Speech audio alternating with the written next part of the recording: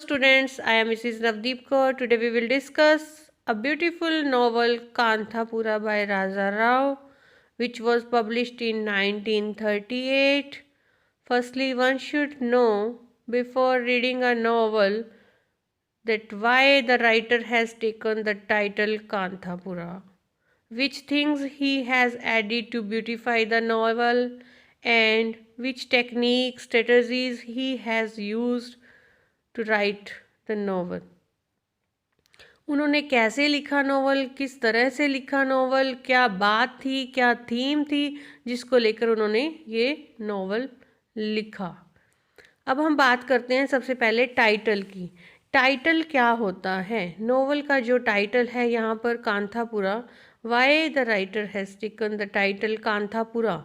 Title is like a sign board of the book, as signboard describe the main content, main things which the shop contains. In the same way, the novel's title describe the main incident of the novel, or main place of the novel, or main theme of the novel. Here in Kanthapura, we see Kanthapura is the name of village.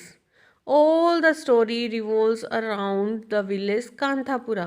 That is why he has taken the title Kanthapura.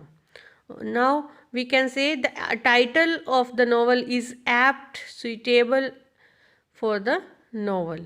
Appropriate है, suitable है novel के लिए। अब कांथापुरा इन्होंने जो लिखा है, सबसे पहले इन्होंने लोकेशन बताई है। कांथापुरा की लोकेशन कहाँ है? Brief discussion we are doing. Kanthapura की डिस्कशन कर रहे हैं हम। वहाँ पे उन्होंने बताया कि ये कांथापुरा नॉवल की प्रेजेंटेशन कैसे की राइटर ने, कौन सी थीम्स इन्होंने आगे रखी अपनी नॉवल में, ताकि वो कैसे कह सके अपनी बात को लोगों के सामने। उस टाइम कोई फेसबुक, ट्विटर, व्हाट्सएप तो होते नहीं थे कि वो मैसेज कर देते चलो जी स्ट्रगल मूवमेंट चल रहा है, हमें आज़ादी चाहिए और हम ऐसे करके इकट्ठे हो जाएंगे, वहाँ पे आ जाना जी। तब ऐसा कुछ नहीं था। तब वो एक बुक पब्लिश करते थे जिससे लोग रीड करके अवेयर होते थे कि क्या चल रहा है सोसाइटी में। Literature is the mirror of society. Literature में हमें सोसाइटी के दर्शन होते हैं, और इसीलिए वो लिटरेचर में उस बात को लिखते थे कि जो बात लोग पढ़ें, फिर उनको समझ आए कि हमें कैसे इंग्लिश है जो एक्सप्लॉइट कर रहे हैं, हम अपने आप को इम्प्रूव कैसे करें। इसलिए राजा राव ने कांथापुरा नॉवल लिखा था। कांथापुरा नॉवल उस टाइम पर जो उन सोशल बिहेवियर दिखा रहा था ब्रिटिशर का, इंडियन का, उन सभी चीज़ों को प्रेजेंट करता है रीडर्स के सामने। हम देखते हैं कि इसमें मिथ्स का डिस्क्राइब किया गया, हिस्टोरिकल नॉवल है ये। उस टाइम का रिलीजन हमें दिखाया गया है गोडेस कंचम्मा के द्वारा।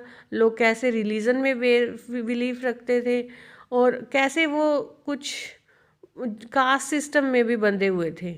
ब्रिटिशर इस चीज़ का फ़ायदा उठा रहे थे। ये गांधीयन मूवमेंट से प्रभावित है नॉवल। जो मेन हीरो है मूर्ति, उसने आवाज़ उठाई कि कैसे हम लोग इकट्ठे होकर, एजुकेटेड होकर अपने देश को आज़ाद करवा सकते हैं। ये सारे इंसिडेंट्स इस कांथापुरा विलेज में ही होते हैं, इसलिए राइटर ने इसका टाइटल कांथापुरा रखा है। जो टेक्निक है, ड्रामेटिकल स्टाइल है, राजा राव ने यूज़ किया है। इंडियननेस टच हमें मिलता है, बहुत ही सुंदर तरीके से प्रेजेंट किया है। इंटरेस्टिंग बनाने की पूरी कोशिश की गई है। उस टाइम की लोकेशन, रिलीजन, स्पिरिचुअलिटी, लोगों का बिहेव, कास्ट सिस्टम, और ब्रिटिशर का जो उनके ऊपर अटैक था वो दिखाया गया है। जब हम 1919 से 1930 के बीच में स्ट्रगल चले, गांधी जी के मूवमेंट चली, उनका जिक्र किया है इस नॉवल के अंदर। इस तरह हम देखते हैं कि ये जो नॉवल है हिस्टोरिकल बन जाता है, हमारी हिस्ट्री से रिलेटेड है। जिस तरह आप एसएसटी में भी पढ़ते हो, गांधी जी के जो मूवमेंट चले थे, यहाँ पर मिक्सचर किया है उन्होंने इमेजिनेशन का और रियलिटी का और हिस्ट्री का। ये रियल इंसिडेंट्स हैं कि ऐसा हुआ था।